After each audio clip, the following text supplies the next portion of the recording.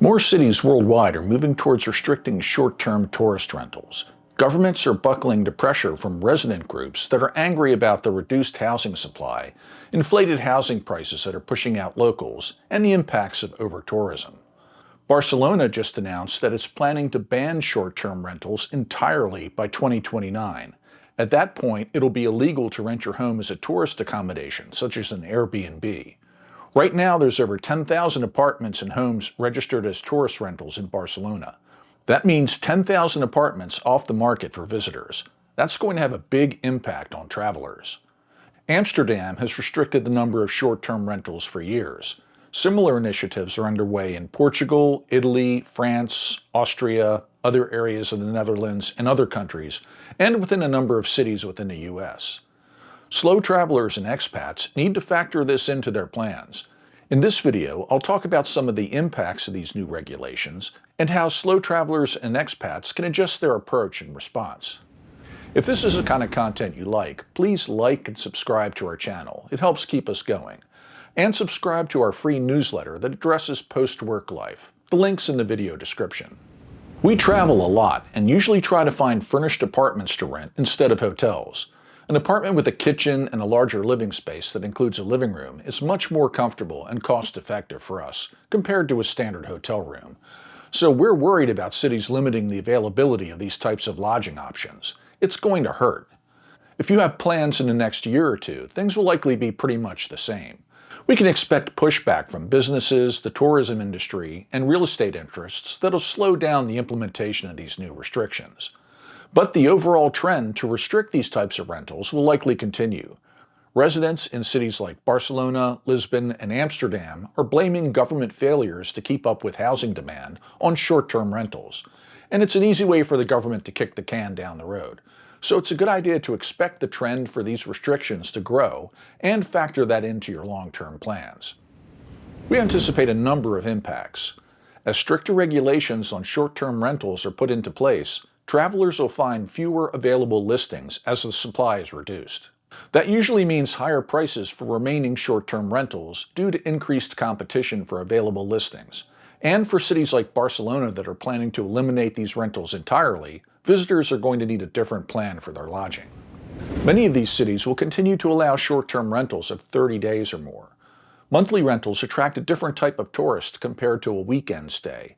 Monthly rentals are usually under different regulations and are often oriented towards persons staying for longer-term work assignments. So you can expect to see a portion of short-term rental apartments shift to monthly rentals to retain compliance with the new regulations. A minimum of a month usually works fine for slow travelers like us, since we like to stay at least a month or so. And we're hoping that if a decent percentage of the existing short-term rentals shift to monthly rentals, that may end up reducing monthly costs for apartment rentals. Fingers crossed on that one. The reduction in lodging options will mean that travelers will have to select traditional hotels instead, and increased demand usually means higher prices.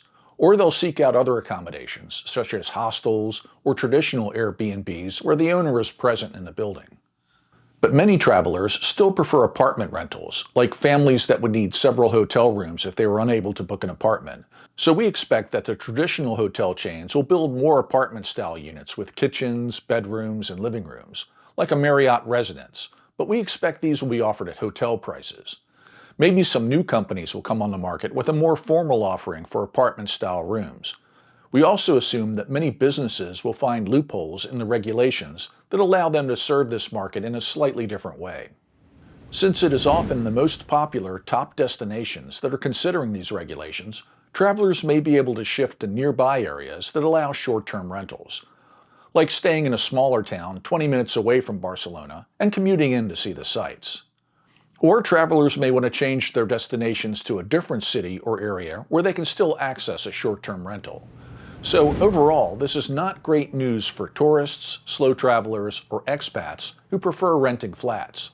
These regulations will impact everyone who wants to rent a furnished apartment. So we suggest the following. There's a number of ways you can plan around these restrictions. Visit a popular city now while you still can. Keep track of new or proposed regulations at the destinations you want to visit. For example, if you wanted to get a short-term apartment in Barcelona, you have until the end of 2028 at this point, so don't put that trip off for too long. Look for local companies that rent furnished apartments. They're less visible to tourists than the bigger players like AirBnB, so they may have flats available at a lower price. Many countries may only have restrictions in primary tourist cities like Barcelona or Madrid, but the remainder of the south coast of Spain will continue to have many rental options, and these places are just a short train ride into the major cities, so you can stay there for a more reasonable price and take short sightseeing trips to the cities. Check out the hotel options to see if you can find something that meets at least part of your needs. For example, a room with a refrigerator and basic kitchen facilities will allow you to make simple meals. We stayed at a place in Amsterdam called Zoku that has units with small kitchens, and at the Marriott Residence that has a basic kitchen setup. That may give you at least part of what you're looking for. House sharing or house sitting may be another option. Check out the websites that specialize in these options.